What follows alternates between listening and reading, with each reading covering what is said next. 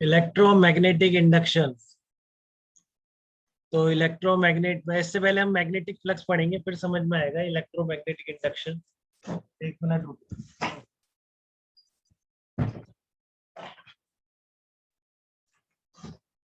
Magnetic flux वैसा ही होता है बिल्कुल, निकालने का तरीका जैसे आप इलेक्ट्रिक फ्लक्स निकालते थे।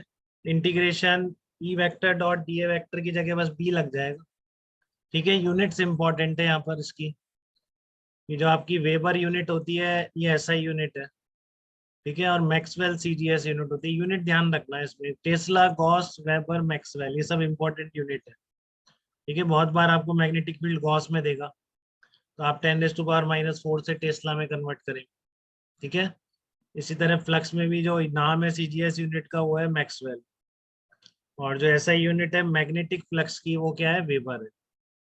ठीक है, ध्यान रखेंगे इस चीज का, मैग्नेटिक फ्लक्स की एसआई यूनिट वेबर। अभी इलेक्ट्रिक फ्लक्स की नहीं बना देंगे इसको।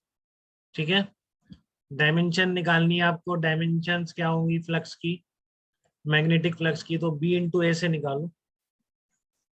और बी कैसे निकालोगे, क्यू वी बी से, या आई एल बी से भी निकाल सकते हो, आपकी मर्जी है। F equals to I L B या क्यू वी बी से बी की डायमेंशन निकलती है। अब रख दो, फोर्स की कितनी हो जाएगी, m1 L1 T-2, ये एल स्क्वायर हो गई, क्योंकि चार्ज फंडामेंटल यूनिट नहीं है, करंट फंडामेंटल यूनिट है। ठीक है, चार्ज फंडामेंटल यूनिट नहीं है, करंट फंडामेंटल यूनिट है। अयान कुछ पूछना चाह रहे हो बेटा? ओके चलो, A1 T1 चार्ज हो गया इसलिए, ठीक है ना, क्योंकि I equals to Q by T, तो Q इक्वल्स टू, ओके बेटा। तो A1 T1 L1 और ये आ गया T⁻⁻⁻1 आ गया। ठीक है, तो डायमेंशन कितनी आ जाएगी, m1 L2 T-2 और A-1, ये डायमेंशन आ जाएगी इसकी। ठीक है, तो ये बी ए कॉस थीटा निकल जाएगा। Gauss law for B vector मैं ऑलरेडी कई बार बता चुका हूँ, तो एक बार और फिर देख लीजिए कि पूरे सरफेस पर जो इंटीग्रल है बी वेक्टर का, that will be equal to 0। ठीक है, अब जैसे ये तीन केसेस हैं, इसमें आपको मैग्नेटिक फ्लक्स निकालना है। सॉलिनॉइड है तीनों, बट जो जिस एरिया के थ्रू निकालना है वो डिफरेंट है। जैसे ये एरिया जो है, ठीक है, ये रिंग या डिस्क टाइप एक तरह से, और इसका जो एरिया वेक्टर है वो एक्सिस के अलोंग है बेसिकली। ठीक है, तो इससे कितना फ्लक्स पास होगा बताओ। इस रिंग से पास होने वाला इनफाइनाइट आइडियल सोलेनॉइड है, वेरी लॉन्ग सोलेनॉइड।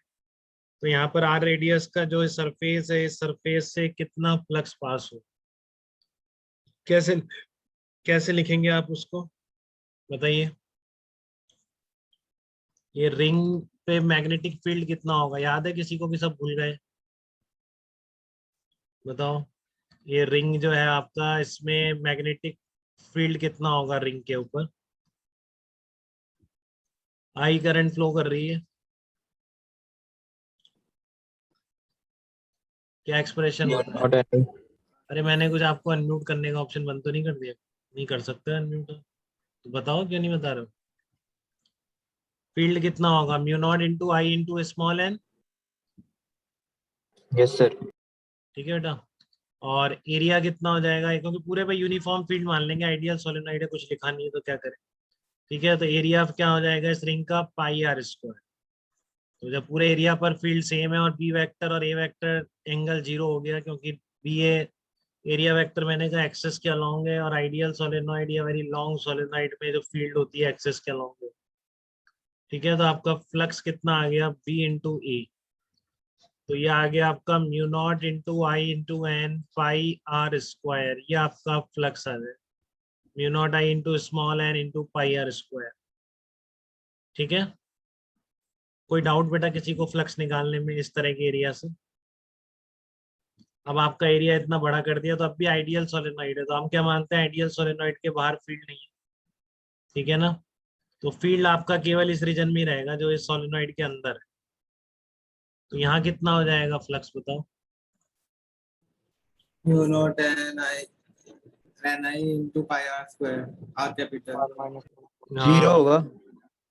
अरे नहीं, यहाँ पर एरिया है ना यार, क्या बात, जीरो कौन बोल रहा है? सेकंड एरिया सेकंड का, वेक्टर तो होगा ना। सेकंड का पूछ रहा हूँ मैं, एरिया वेक्टर और वो सेम डायरेक्शन में, बी ए थर्ड का कॉस बोल दिया 0। नीचे। हाँ, थर्ड का बोल दिया वो। Mu naught into I N into pi R square, ये आपका फ्लक्स आ जाएगा यहाँ पर जो रिंग रखी हुई है। ठीक है, तो ये जो सॉरी डिस्क जो है पूरा disc type area R radius का पूरे एरिया से फ्लक्स लिखना है, पूरे एरिया पर इंटीग्रेशन करना है P vector dot D A vector. ठीक है, अब क्योंकि आपके आइडियल सोलेनोइड में एक्सेस पे ही नहीं, हर जगह आप म्यू नॉट आई एन मान सकते हैं, तो जितना पार्ट अंदर है इसका सोलेनोइड के वहां पर सब जगह field mu naught I N मान सकते हैं। ठीक है, बाहर होता नहीं है इसमें आइडियल सोलेनोइड। ठीक है, तो बाहर लिया नहीं। अब यहाँ पर इसको देखो तो इसमें एरिया वेक्टर क्या आ जाएगा, अब ये एक्सिस के पैरेलल रखी हुई है, जो इसका प्लेन है वो एक्सिस के पैरेलल। ठीक है ध्रुव, क्लियर है इसके आपको? परपेंडिकुलर एरिया वेक्टर है। यस। ओके बेटा, तो आपका हाँ बिल्कुल, तो यहाँ पर क्या रिंग जब प्लेन जब एक्सिस के पैरेलल है तो फिर एरिया वेक्टर और जो बी वेक्टर है उसके बीच एंगल 90 डिग्री हो जाएगा, तो यहाँ पर मैग्नेटिक फ्लक्स क्या हो जाएगा, 0। ठीक है, तो ऐसे वेरियस सिचुएशन में आप मैग्नेटिक फ्लक्स भी लिख सकते हैं integration B vector dot D A vector की हेल्प से। हाँ बिल्कुल, सानिध्य 0 हो जाएगा, ड्यू टू कॉस 90 0 हो जाएगा। ठीक है, तो आपने खूब इलेक्ट्रिक फ्लक्स लिखा है अब तक, तो ये एग्जाम भी हो चुके हैं आपके, आपने एडवांस की प्रॉब्लम भी कर ली है इलेक्ट्रोस्टैटिक। ठीक है, जो 3 साल की प्रॉब्लम थी वो सबने कर ली होगी, तो इसी तरह से आपको इसमें दिक्कत नहीं आनी चाहिए मैग्नेटिक फ्लक्स को निकालना। ठीक है, integration B vector dot D A vector. अब ये ईएमआई से कैसे रिलेट हो रहा है तो वो फैराडे बताएगा भी आप। ठीक है, कि ईएमआई से कैसे रिलेट होगा ये जो मैग्नेटिक फ्लक्स है। ठीक है, उससे पहले एक क्वेश्चन और होगा शायद मैग्नेटिक फ्लक्स का, यहाँ तक मुझे ध्यान